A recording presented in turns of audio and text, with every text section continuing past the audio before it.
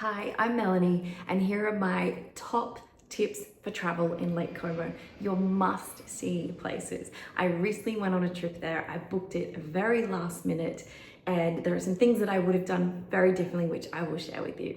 So the first place you need to go and see is Villa Balbianello.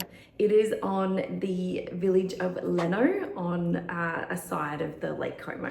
It is a stunning villa. Think James Bond being filmed there and Star Wars being filmed there. It is absolutely beautiful. You do need to book though. So book in advance. You can just view the gardens and not the villa. So you can book one or both.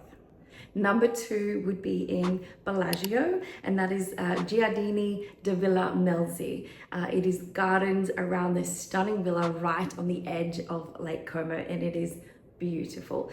You don't need to book for this one. You can pay at the gates and wide open, but it is absolutely stunning, as is the town of Bellagio itself. Like, if I had my time again, that's where I would stay, or in Varenna, which I'll talk about next. The number three place would be Varenna, a beautiful little village right on the water. It is absolutely stunning. It does get busy though, as well as Bellagio, particularly through summer, but also on the weekends.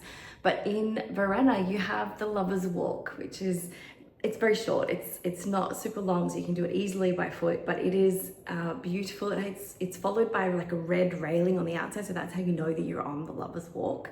And it's stunning, and it sort of ends towards Villa Monastero, which I would highly recommend going to see because it is stunning as well, inside the villa and also the gardens around the outside. I just paid on the day, so you don't have to book with that one, but the lines might get a bit long, so maybe book if you want to. So as I said earlier, I booked my trip really last minute, so I ended up staying in Como, which was pretty easy to get around on the ferry to all of these different villages. You just had to line up and book the tickets, but watch my other video for how to do that the best way.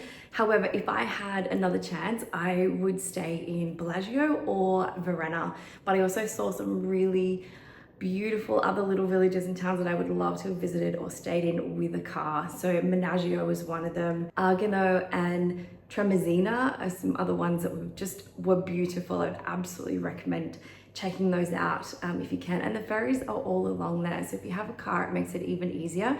But if you do get stuck, there's buses also back to Como if you choose to stay in Como. Como itself was busy, lovely, beautiful restaurants right on the water, lots to walk around, and the trains coming there from Milan, so easy.